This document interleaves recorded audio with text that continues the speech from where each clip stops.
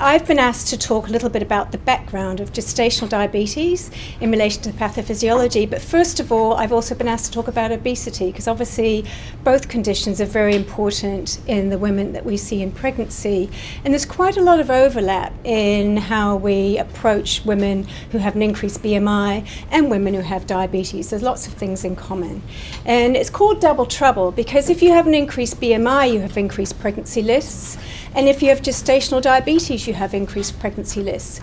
If you have both, those risks are increased further. So it's not one or the other. Sometimes people think, oh, is gestational diabetes all about obesity? No, it's not. They're separate entities and they're combined. So we have to address every issue. And this slide is just, I often use this as a starting slide, and people who've heard me talk before will be familiar with this. Gestational diabetes is an important diagnosis not to miss, so we'll talk a little bit more in detail about the screening and what we're actually seeing and not seeing when we screen and who we're picking up and not picking up. Because this baby on the left was born to a mother who had had a GTT in pregnancy, and this was a few years ago, and somehow or other the GTT wasn't ticked as a pregnancy GTT, so the report had come back normal. And somebody hadn't really thought about what the actual numbers were, and she did have a diagnosis of GDM, but she wasn't referred or treated. So this woman presented, this would be about 10 or so years ago at National Women's, even longer now, in labour, got stuck, baby got fetal distress, and this baby was 6.6 kilos. So that can be the consequence of untreated GDM, which we really don't see very often. And the baby on the right, although it looks like a growth-restricted baby, is actually a 3.3 kilogram baby, just for comparison, of a woman who is under our clinic. Thank you.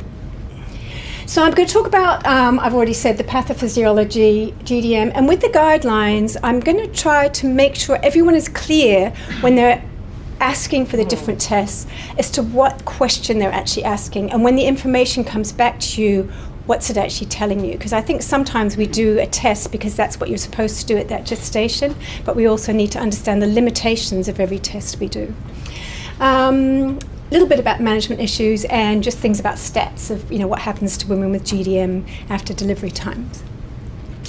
So this is starting at the very beginning about the interaction between the food we eat and how our body manages the food, particularly in relation to glucose. And as we eat carbohydrates in our diet, we all know that all carbohydrates break down to glucose. And it doesn't matter whether it's simple sugar, whether it's complex carbohydrate, whether it's plant-based, whatever it is, they eventually all break down to glucose. So one sugar is not better than another from the point of view of eventually reaching glucose, but some is healthier for you than others because it's more slow release. And if you have glucose in your meal, which we almost all do all the time at some way or another, after you eat, the level starts to rise in your blood. And the pancreas senses this. It's already producing some background insulin, because we have insulin in our system all the time as a background. Because insulin is like the controller. It's keeping the right amount of glucose in the blood, and it's keeping the right amount of glucose stored in the different tissues. And when it goes up or down, it allows glucose to either go from the blood into the tissues or glucose go from the tissues back into the blood.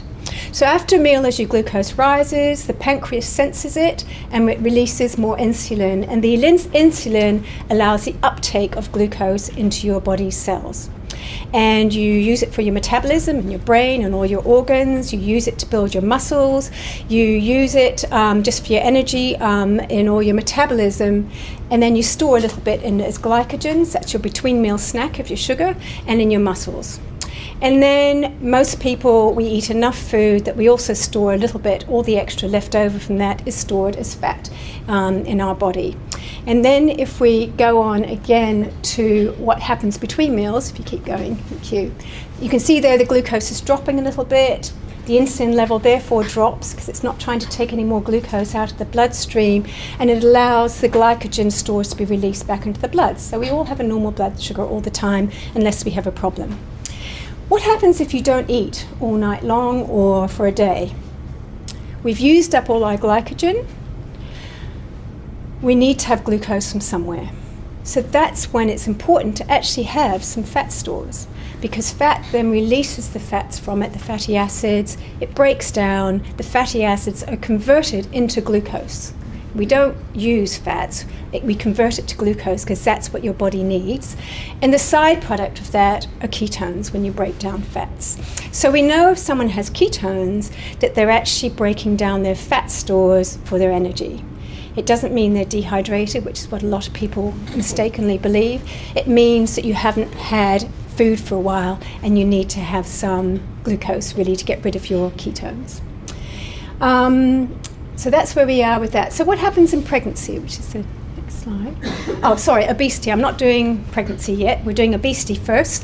So let's say you have extra fat deposits. So this is someone with extra fat deposits, and particularly if you have fat stored in the wrong place. You filled up where it should be in your subcutaneous fat cells, so you've got extra fat. Where does it go? It goes into your abdomen, and we all know about that, that's not a healthy shape to be when you're storing fat in your abdomen and your organs.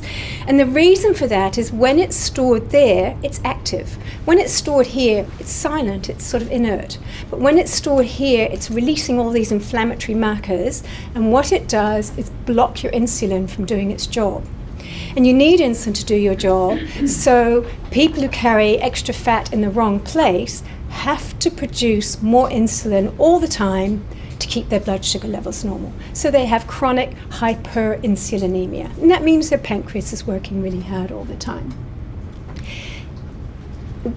People who have increased fat levels and increased BMI also have slightly higher sugar levels after a meal. So although their pancreas is working quite well and they don't have a diagnosis of pre-diabetes or diabetes, their sugar levels are a little bit higher than someone who's lean, but within a normal range.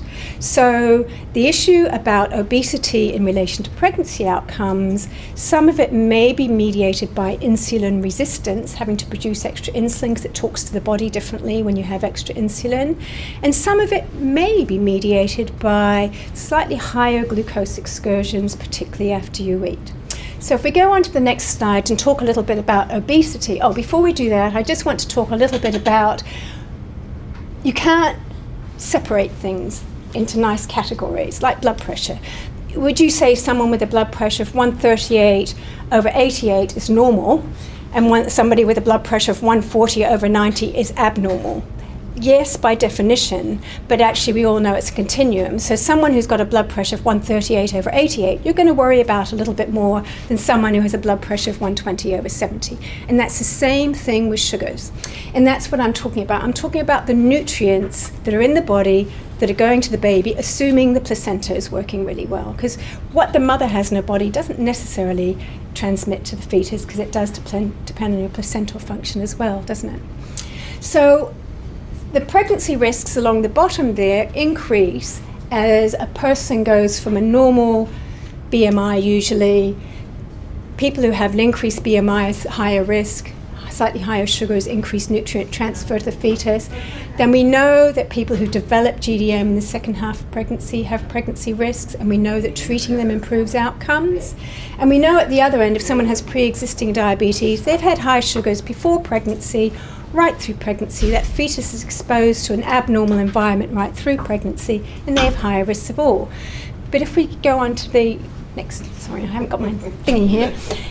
What tends to be forgotten, because it wasn't an issue 50 years ago, is pre-diabetes. And that's something I'm going to talk about when we get to the HbA1c issue, as to where do you draw the line between who you're going to see and who you're not going to see, who's not normal and who's abnormal, and things like that.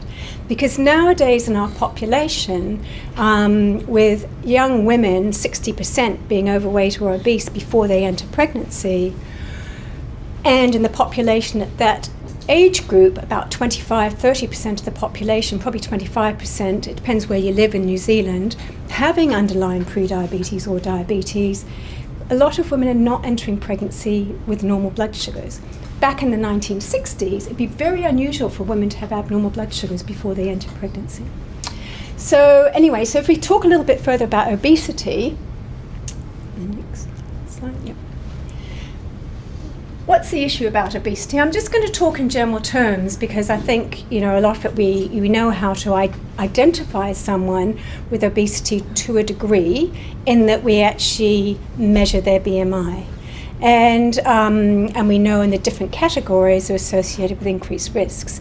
In New Zealand, we do have that issue of different ethnic groups, and I think most of you will feel very aware that someone who has a very small muscle mass and bone mass actually has higher proportional fat mass at a lower BMI, if that makes sense. So for example, the classic one, very small Indian women we see in clinic, and some of our Chinese women, very small muscle mass and bone mass. So usually when their BMI is over about 23, they start to have be defined as overweight, but they're not classified as overweight by our normal BMI criteria. And vice versa with our big Polynesian women, they may not actually have excess fat levels until their BMI is over sort of 27 or 28, because when you do a BMI, you're actually taking into account someone's muscle mass as well as their fat mass, and it's your body fat percent which is really important, rather than the mass of fat, because it depends how it fits. And that's an important thing to think about day to day in your liaison with the women you're seeing. So this is defined by BMI because that's what the literature reports on, basically. So definition of obesity in most studies is a BMI over 30 kilograms per metre squared, and once you get into that range, you do have increased risks of pregnancy complications, which are all listed there. And for the baby, there are issues. We recognise that women who have an increased BMI also have increased risk of birth defects. And it's not completely clear what the mechanism is. Is it to do with insulin resistance? Is it to do with undetected hyperglycemia, which is a teratogen? Is it to do with other nutritional things in their diet? Because some women with a higher BMI eat energy-dense food, but quite often it's nutrient-poor, so they may be missing out on other micronutrients that are important. And also it can be harder at an anatomy scan to actually identify a problem, and there may be some women who choose to terminate a pregnancy with an anomaly, and it may be fewer in women with a bigger BMI if it's not picked up. So nobody's quite clear of the full mechanisms of it all. And these are the things there. So what do we do about obesity? Because it'd be really nice if it wasn't there as an issue for all of us, but it's, I think as everyone knows, it's not simple. It's not a simple matter. And we can contribute in a way potentially to this intergenerational cycle. So in pregnancy, we might be able to do things. We might be able to do things to improve things for the intrauterine environment for the fetus, because these two things actually feed into this pathway. So it may be that if you're exposed to excess nutrients in utero, and I'll talk a little bit more about that later, that programs the baby. Your environment in utero, all your cells are developing then.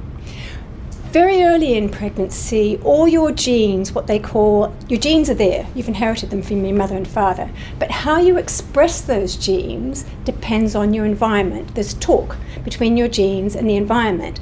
And one of the strongest periods of time when this talk's going on is in the intrauterine environment. Because there's a lot going on, the cells are dividing very quickly. So all your genes demethylate and remethylate. It's just a process that they undergo, and how they demethylate and remethylate depends on what they're exposed to. So the expression of your genes can be altered by the intrauterine environment. And one good example is you can alter there's a thing called an agouti mouse, and you can alter the diet for the mother for 2 or 3 days, a mother mouse, and depending on the diet you give the mother, you can change the color of the coat, the fur of the offspring. So that's one powerful example of it's still got the same genes, but the environment has changed the expression of the gene. And what we're talking about today in relation to obesity and diet and diabetes is increasingly we're understanding maternal diet helps program how this, we call them satiety hormones, when you're full or not, the feedback hormones, how they're programmed in utero. And also, if in utero you develop not enough or excess fat cells, that also determines your life. Now, of course, all this can be modified by your postnatal environment as well and as you grow up. But if you've been programmed to develop obesity and diabetes as you grow up, it's quite difficult to change it. And it's not a matter of somebody saying to you, all you need to do is ABC. It's not like that. So we're really trying to figure out how we can optimize things in pregnancy in the postnatal environment for people. So it's a very easy answer. How can we optimize pregnancy outcomes in people who have increased BMIs? We can reduce obesity before pregnancy, optimize their pregnancy care and their post-pregnancy and into pregnancy care. So for the first one, to reduce obesity, how do we do that? So if we go on, next slide. And again, people bring out these very easy things. It's a public health message. We need to be in schools and educating women about having a really healthy diet before they conceive. And women don't always plan pregnancy, as you know, but sometimes, if a woman does plan pregnancy, just actually talking about healthy diets. And this is something that we can all do when we've had a pregnant woman with us, to talk about the next pregnancy, even through the first pregnancy. Because planning for pregnancy, when those eggs are released and they're fertilized, again, they've done studies in animals to show the egg being fertilized senses what the environment is at that time.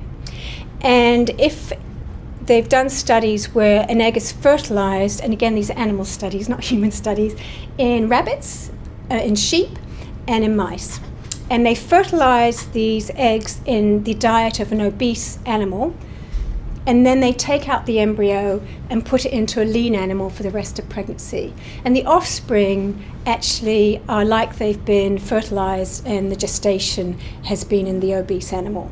So that's an animal study showing how powerful, even early on is. But of course, the intrauterine environment right through affects things. So the issue then is for women who are bigger, who are trying to get pregnant, if they want to lose weight, there's some data to say women should stabilize their weight prior to conception rather than conceive as they're losing weight. Because as you're losing weight, you're actually deficient in your diet. You're losing weight. And the embryo might sense that you're losing weight and therefore be more likely to develop into an offspring that actually stores food more readily because they think the environment's hostile at conception. So the idea, does that sort of make sense to you? We don't know if it's actually true yet in humans, but it sort of makes sense to me that if someone is actually trying to lose weight, of course women do conceive in all sorts of things, and I often think about hyperemesis, what are you going to do about that and things, and we don't know the answer. But talk more about healthy eating and the proper nutrients for people, because that's probably a more important message, and it's better than gaining weight and trying to stabilize. So as soon as women know they're pregnant, that's an important time for them to have that discussion again about how to eat. On that last slide, it's not just the mothers. There's quite a lot of data coming through about paternal diet affecting the sperm and the offspring's health as well, and how the genes express. It sort of makes sense, really, doesn't it? So I think, again, we need to counsel both parents about healthy eating prior to conception. Yeah. So pregnancy care, and I'll go through each of these on some slides, talk a little bit about weight gain, what diet and activity interventions we might be recommending to women and how they work, and then later on we'll go on to GDM. So if we go on to the weight gain in pregnancy, next slide. More than 50% of pregnant women gain more than the recommended weight. And in general, as a society, that's our bigger problem. The weight gain is excessive. And interestingly, one of our obstetric registrars recently had a baby, and she got very big during her pregnancy. And I said to her afterwards, I said, what happened in your pregnancy? Did you? Because she was saying, I really need to lose this weight. And I said, why do you think you gained extra weight?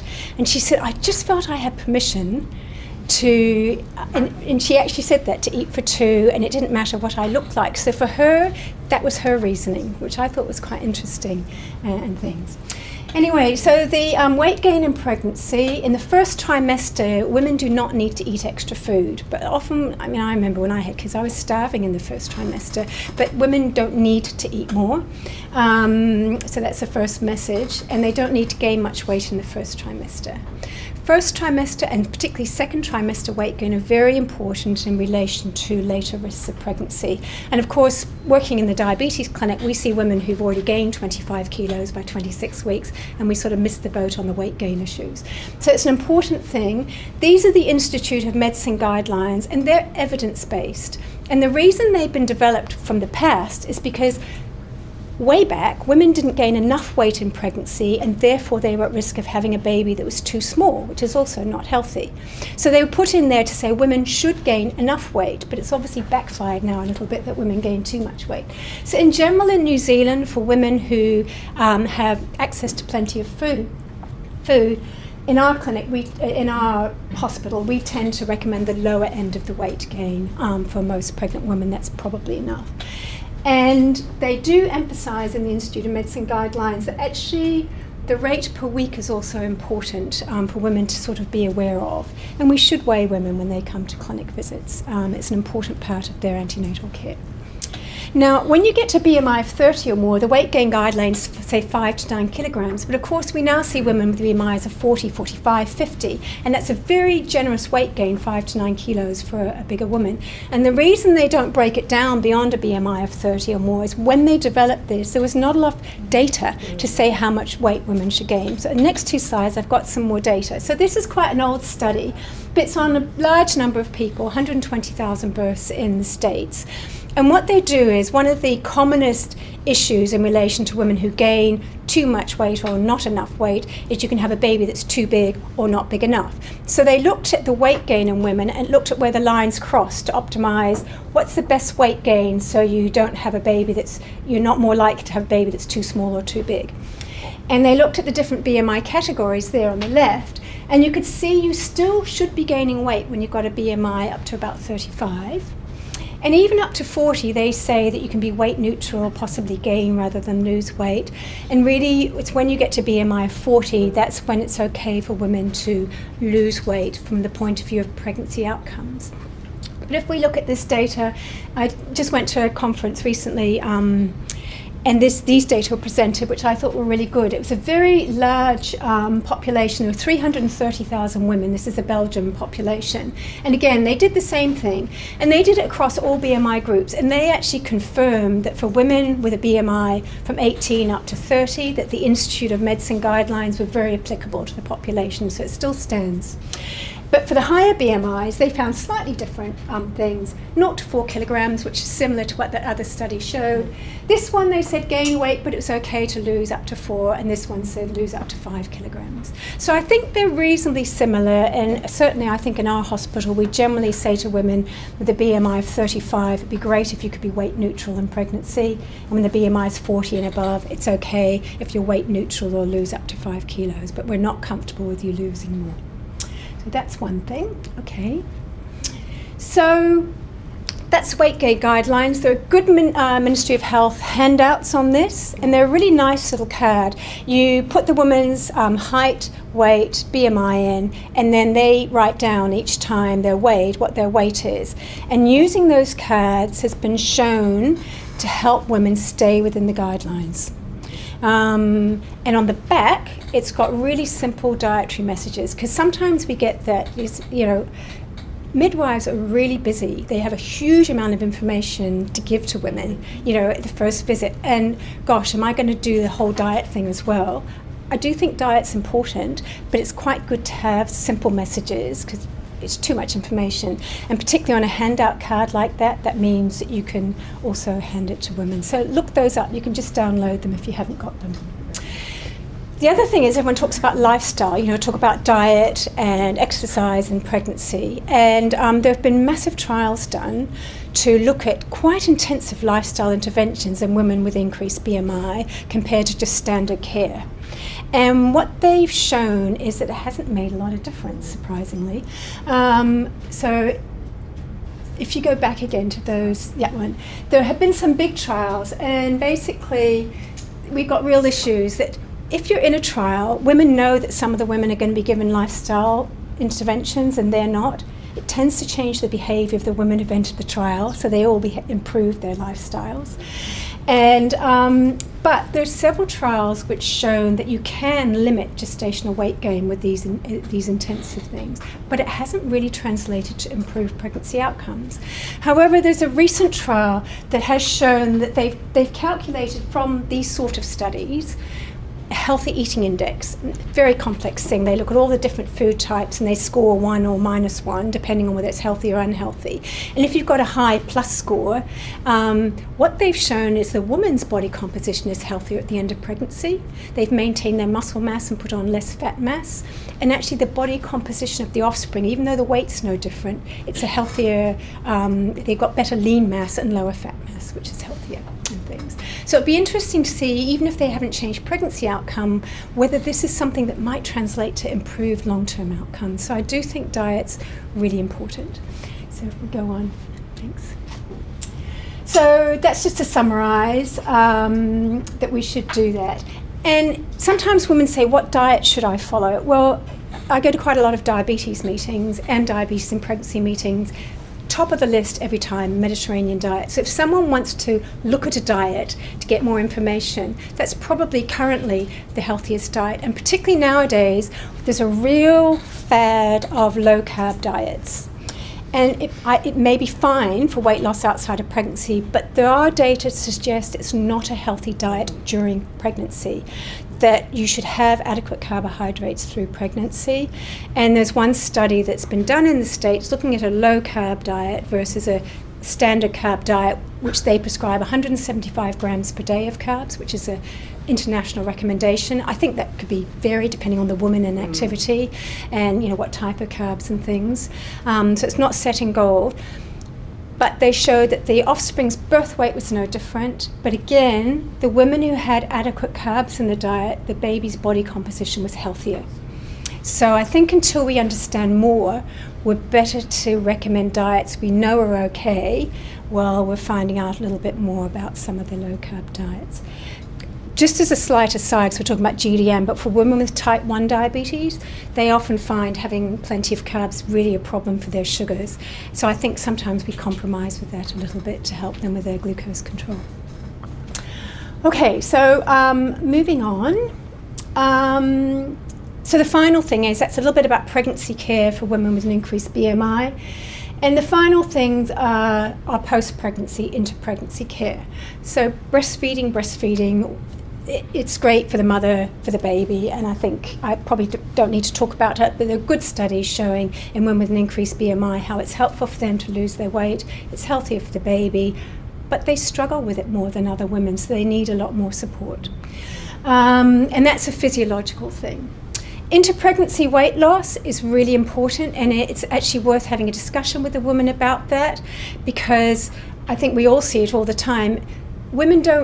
A lot of women don't lose all the weight they've gained in pregnancy. And if you've not lost it a year after your baby's born, statistically, it's when you look at the literature, you don't lose it. I'm sure some people do, but it's much harder. So they need to have some sort of aim that you lose your weight within that first year.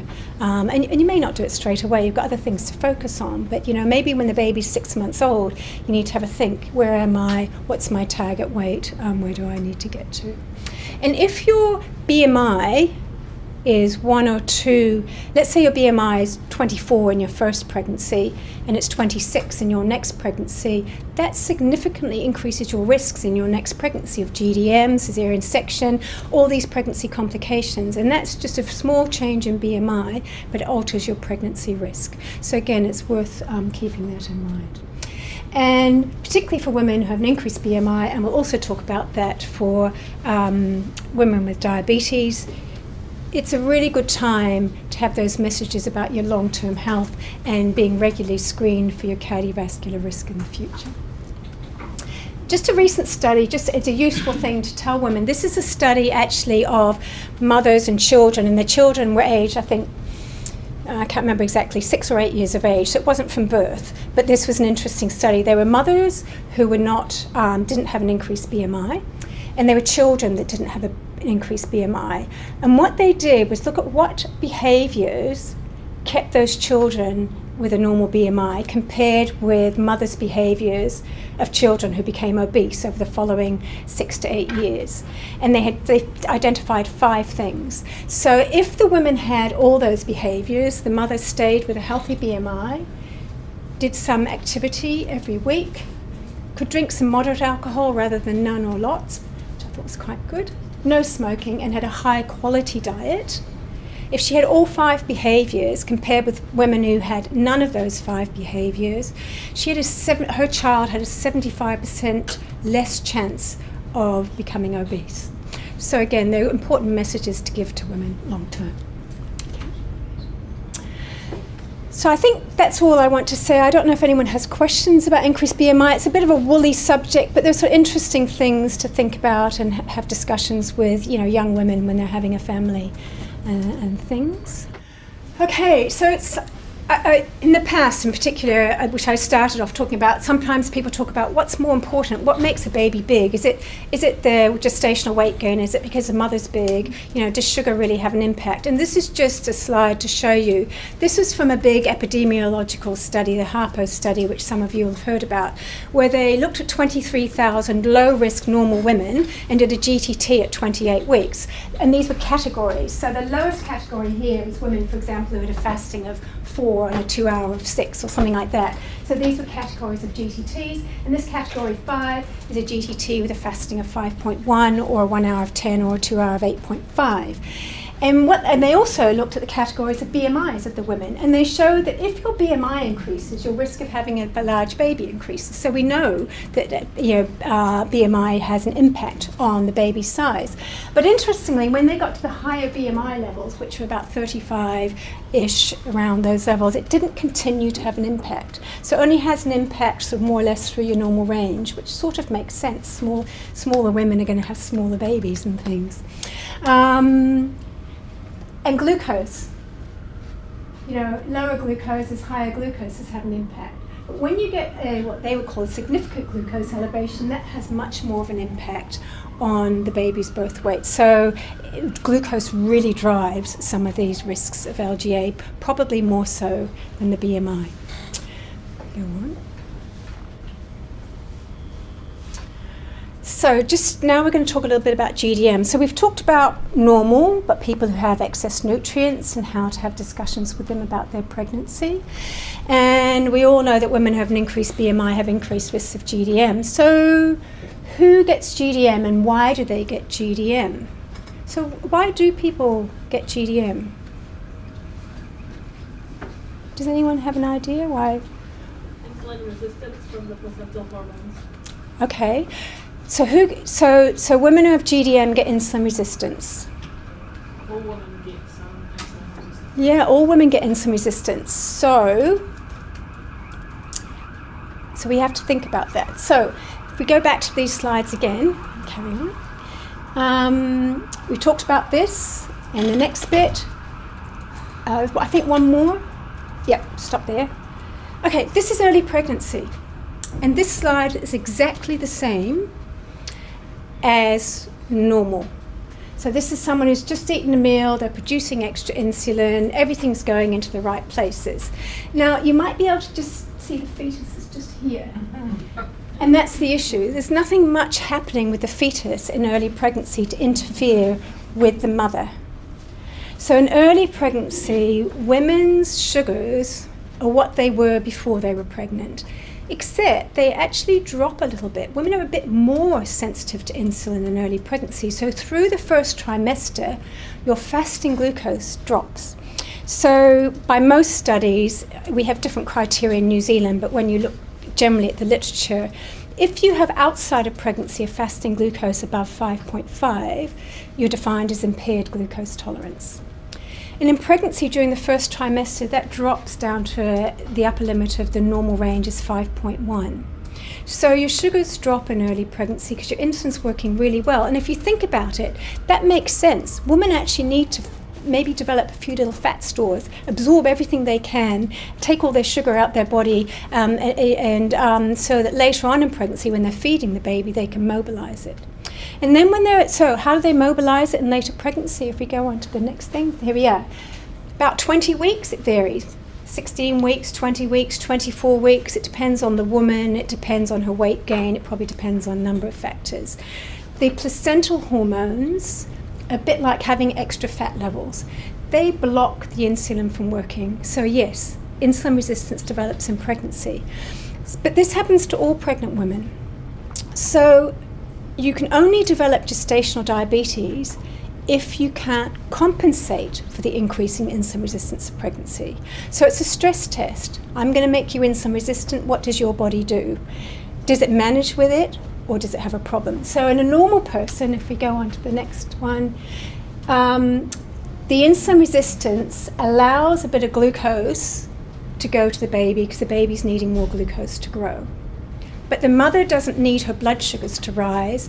So to balance all this and all the different hormones going on, the woman, particularly after a meal, has to produce 2 or 3 times as much insulin as she does when she's not pregnant to keep her blood sugars normal. So that's fine. But if you have a pancreas that's really small, you might have been born growth restricted or preterm or genetically have a small pancreas, or I hate to say this, you might be getting older and your pancreas probably reaches its prime by the time you're 25 and then it's deteriorating. If we all lived to 130, we'd all have diabetes. So your pancreas capacity gets a little bit less, or you may have something else going on. So if you can only produce twice as much insulin and you're needing to produce 3 times as much, you're going to get gestational diabetes. And that's commonly, if you think about the women we tend to see in clinic, that picture, I think, is more common in the slim women we see. Their pancreas is working quite well, but they can't produce enough extra insulin, and they classically get the post-meal highs and have a normal fasting sugar, slim women and things. So that's one reason. And then the other reason is, if we do the next, if you've got extra fat levels or fat in the wrong place, your PCOS, your underlying insulin resistance, because often you have fat in the wrong places, you may not have an increased BMI. Again, that means that you can't cope because you're already producing twice as much insulin and had your sugars normal when you're pregnant. If you're producing twice as much and then you're asked to threefold on top of that, you can't produce 6 times as much insulin, so you might develop gestational diabetes. So I think that's, have I got anything else?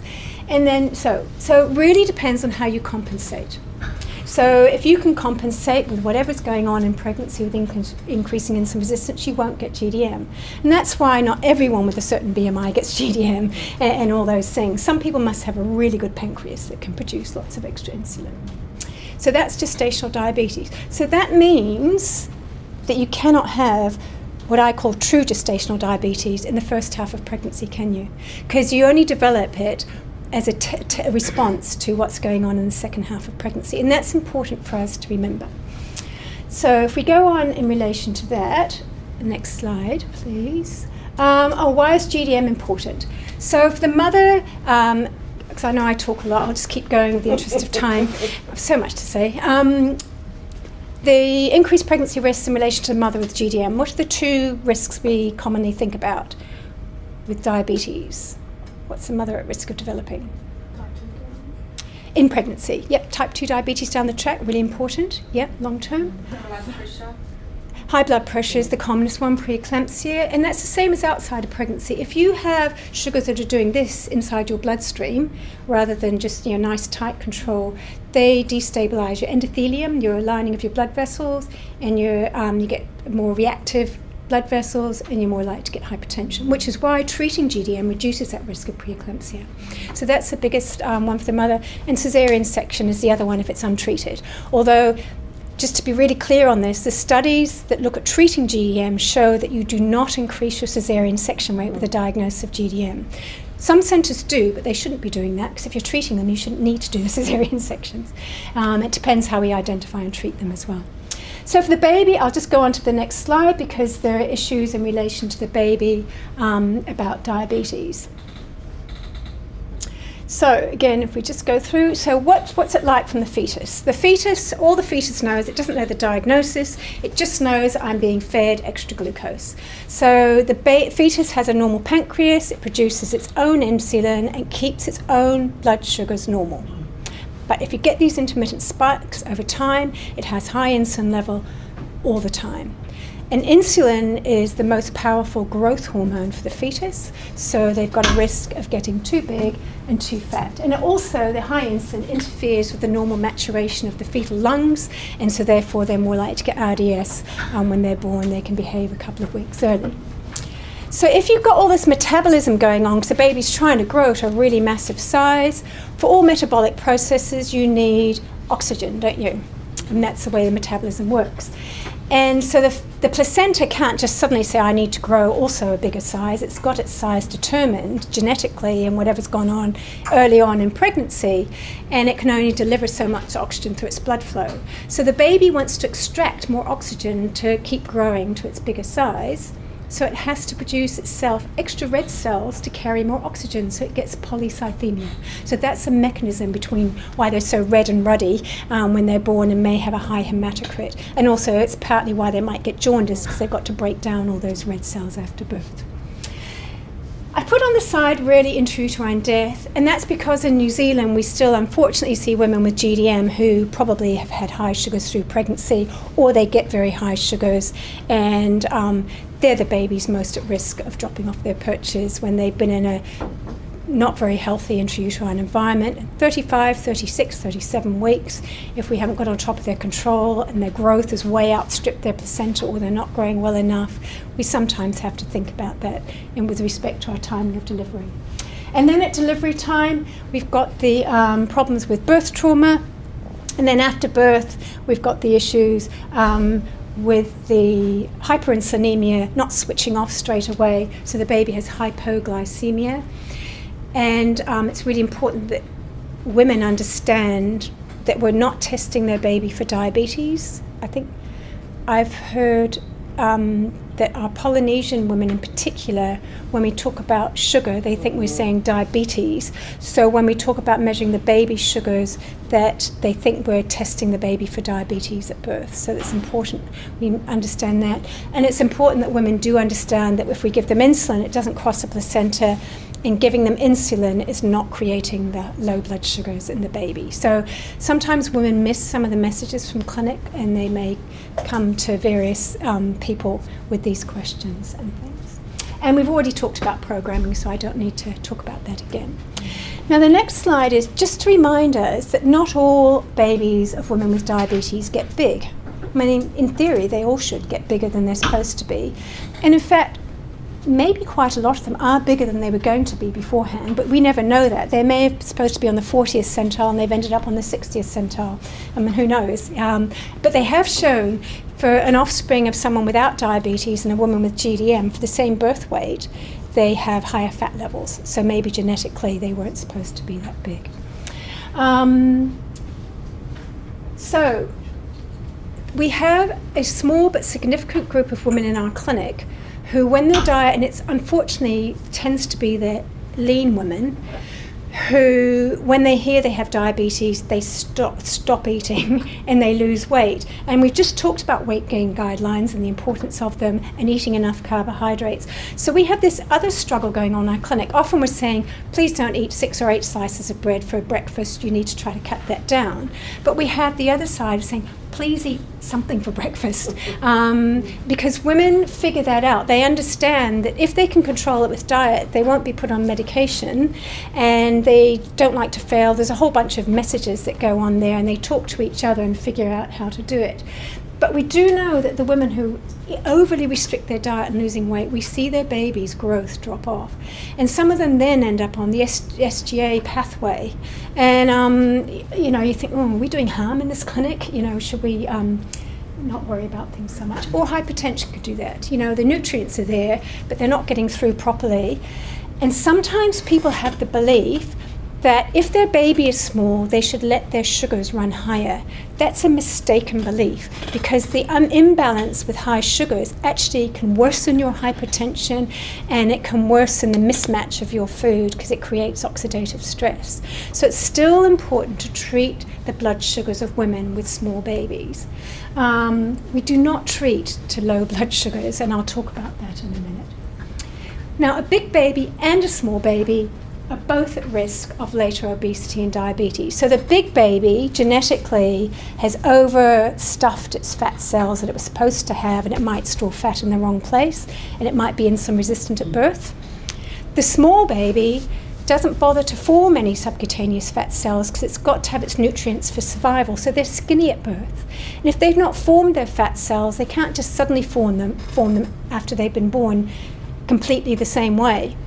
So they may be more likely to, as they grow up and fill up the limited fat cells that they've developed in utero, to store their fat ectopically as well. So they're both at risk of later diabetes. So we want to optimize the growth of the fetus as well as we can, which is really tricky to do, but we just have to go by our basic principles. Okay, so we go on. I won't go through this slide in detail, but this is just to show that there have, even 15 years ago, people debated whether it was worth treating GDM. But there are 2 large studies of women who are diagnosed with GDM with much lower thresholds than we use in New Zealand, and show that treating them, we can reduce the risk of having big babies, we can reduce the fat babies, we can reduce the risk of shoulder dystocia, and you can reduce the cesarean section rate and preeclampsia. So we all know that it's worth treating these women and things. So if we're going to treat women, we need to pick them up. So now we're on to the screening of diabetes. I don't know if are you all right to keep going for now? It's quite a long session. You're okay? Yeah. And I think I heard you all talking about this, and I think everyone's on the same page. These are 2 pregnant women that come and see you early on in pregnancy. What are you going to do with your first antenatal bloods? And are you going to do it on both of them? Yeah. So what test are you going to do? HbA1c. Now, do you all understand what an HbA1c is? Can you explain it to your women as to what it's telling them? Okay, because it does get very confused. Okay, so we'll just talk a little bit about that if we go on to the next slide. So, I always explain it to women, because a lot of women come to me and they don't understand what their first antenatal... I talk about HbA1c and they say, what's that? So I explain to them and tell them what their early one was, because they've never understood that they've had one. So that's quite an interesting thing. But I do know people, I have it myself. Someone who comes to clinic in next pregnancy, and I say something, he says, oh, no one told me that last time. And I think, I know I told you that last time. And anyway, so the red blood cells circulate for up to 3 months. And if your sugars are high, you glycosylate. So that's where glycosylation, this little part of it. And the longer it's hanging around, the more glycosylation it gets, but it doesn't go out of control. It is very dependent on what your blood sugar levels are. And all your new red blood cells are coming in haven't yet been glycosylated. So the HbA1c doesn't give you a picture of the last 3 months, because you've got old and new red blood cells that are cancelling each other out. It really tells you what your ambient glucose levels have been for about 6 weeks. So that's what's happened, and what it is. So what increases your HbA1c? Hyperglycemia. It's a really reliable and accurate test. And it is accurate right through pregnancy, and I'll talk to you about that one as well, because it's interesting how people perceive it's not.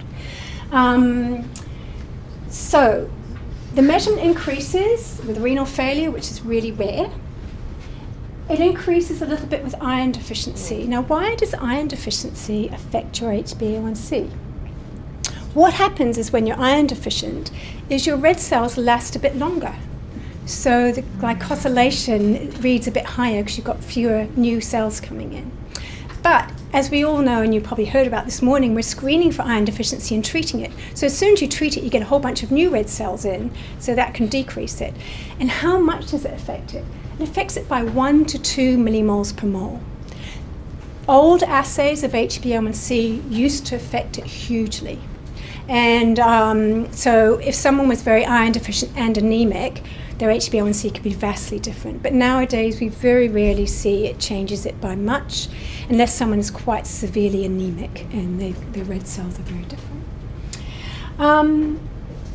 Hemoglobinopathies can decrease it a bit, because when you have a hemoglobinopathy, you turn over your red cells more quickly. But the assays we have for HbA1c nowadays take into account almost all the hemoglobinopathies, and they correct for it, and you still get an accurate result. Occasionally the lab will say, we suspect underlying significant hemoglobinopathy, this may not be reliable. So they're pretty good at it, so we don't normally have to worry about that. And what else decreases it? Pregnancy. So in the first 12 weeks of pregnancy, your HbA1c drops by 3 to 5 millimoles per mole. So if you're 42 before you're pregnant, you're very likely to be 37, 38 in pregnancy. But it probably depends whether you do it at 5 weeks or at 10 weeks, although we're not going to worry about that because it's too difficult to look at the actual gestation. And the reason it does is because what I talked about before, your fasting glucose drops. So your overall glucose levels over a 24-hour period are a little bit lower in early pregnancy. And there's a little bit of increase in red cell turnover, rather than it's not really a hemodilution problem because you're not looking at hemodilution, you're just looking at the red cells. So you get a few more red cells turning over and your fasting glucose drops. They've done, in women who don't have diabetes, trimester-specific HbA1c ranges. And most of the studies, and labs are a little bit different, but most of the studies, now that labs internationally are becoming more uniform, the upper range in the first trimester in most studies is about 37 millimoles per mole. Second trimester, 36 or 37 millimoles per mole. Third trimester, about 37 millimoles per mole. So it doesn't tend to change then through pregnancy. So if you have someone that comes for first antenatal blood at 34 weeks, well, firstly, there's no point asking for any other glucose test. She's not turned up for antenatal care until 34 weeks. Do an HbA1c. I know the guidelines say to do before 20 weeks.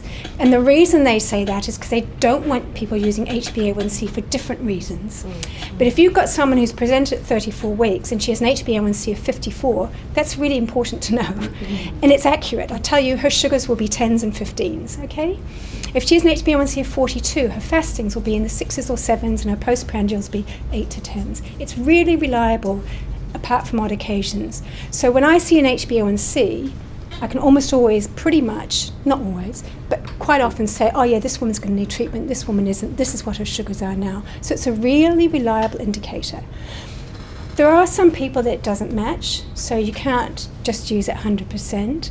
But sometimes women's sugars are perfect and their HbA1c is high, and you know something's not right. Their meters, their book's usually fabricated, or they're testing 4 hours after they eat. So it's useful to have it from the early pregnancy as to what's the level of risk they were.